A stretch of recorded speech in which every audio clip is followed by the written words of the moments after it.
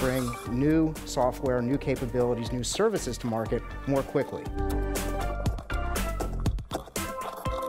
I think it'd be wonderful for the users to be able to control their own destiny.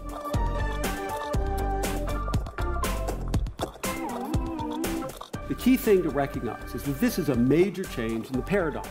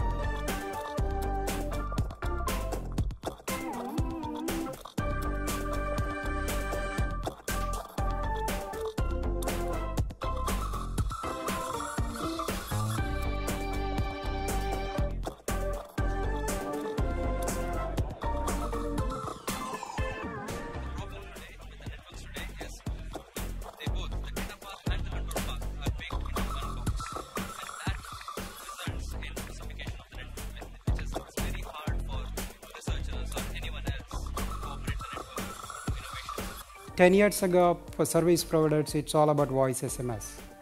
But now it's moving towards ecosystem-based. With the mobile broadband and video growth, it's all about ecosystem partners.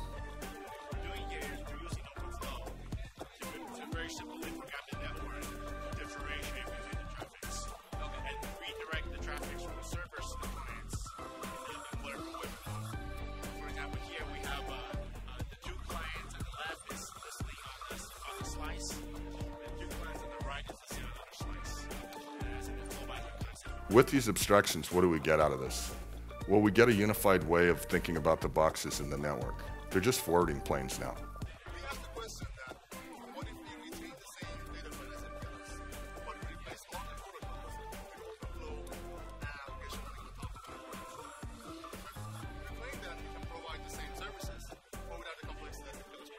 The key thing to recognize is that this is a major change in the paradigm.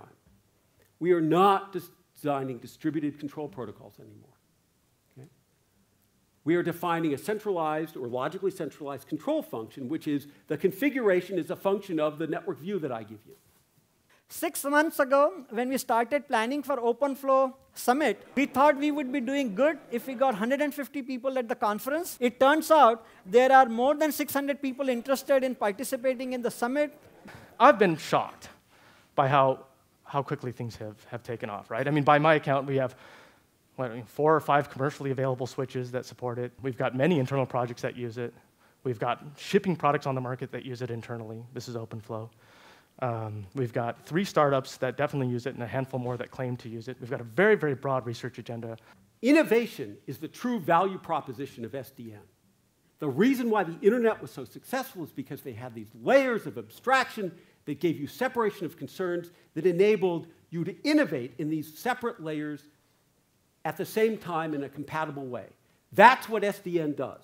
It builds this ecosystem that we can have progress going on all of these pieces in a way that maintains an overall coherent system. That's the value proposition of SDN. The availability of merchant switching silicon. And this is really transforming the industry at quite an alarming rate. We're not quite at the point of open interfaces. That's what we're trying to work on here. And eventually, there will be applications and features and control programs that will emerge on top. And so we're seeing an industry accelerating through horizontalization, open interfaces, and what we hope will be more rapid innovation. We've talked a lot about architecture in this meeting. We heard all the good reasons architecturally in terms of freedom and innovation. Those are all very important. But making a business case within Verizon, the foremost reason right now that we're looking at this is for cost.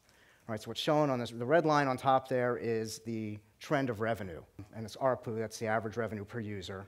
And the line that has sort of an interesting red area on the bottom and curves up, that's our current trend in cost structure. All right, so that's great, right? So you don't have to have an MBA to realize there's a problem here, right? What we're left with in this world is, if we don't touch the network, maybe it won't break. Okay? If we pay homage to the network, okay, leave it alone, it won't do bad things to us. Hopefully the bits will keep being delivered. Upgrading the network means I've amortized it over 6 or 8 years, tear it down, start over. right, with the next set of boxes. There's no incremental expansion. There's no upgrade of capacity in terms of ports, in terms of speed. I personally see this as the next revolution in networking, not the next evolution. So we talked a little bit about, very briefly, some of the innovation that's happened in servers and storage. And if you just sort of think about over the last 12, 15 years, the amount of innovation that's taken place in the server domain. But that same flexibility, if you will, doesn't exist in networking. If we want to have a network management system, I have to figure out how to program my network management system to access a Cisco box versus a Juniper box versus some other third-party box. Having to do that work puts a lot of load on us as users. I think we ought to change that. I think it'd be wonderful for the users to be able to control their own destiny rather than having to accept what is built for us. So you have to have very complex systems to make sure that what you actually try to push out made it there intact, and etc. With software-defined networking, it's a general API. It makes things easy to actually push. And if the general API is abstract enough, you won't even need the config generators that will do translation from template into the particular syntax. Again, it makes introduction of new vendor, device, OS, whatnot, much, much easier. The nirvana of SDN is when the new hardware comes out and unit tests pass, and you're ready to go. That basically the control plane has already been validated, and it's not changing. And so the time between the innovation in hardware and deployment is much reduced. We have to do a very specific thing related to our infrastructure, and that's to move it off of purpose-built hardware that's sold to a small number of users, like the telcos or like the data center folks, and move on to commercially available off-the-shelf technology, basically merchant silicon.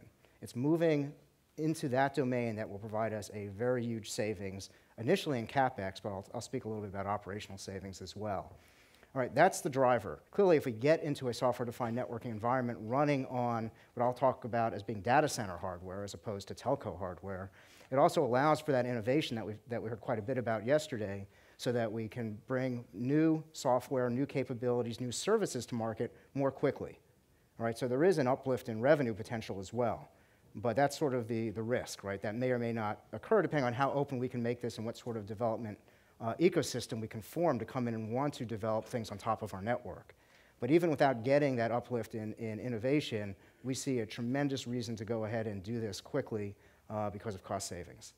When we get a new box or new network, and we've talked about this a little bit in this already, the first touching of the new box is with a really, really, really high policy fence, right? BGP is really good for ensuring that whatever smoke and flames happen on the other side of the policy fence, it's not going to mess with my network that I know works already. When we really start to trust it, right, we've kicked the tires on the TE extensions, and we get a good feeling that the truth of interface utilization is actually being flooded in TE LSAs.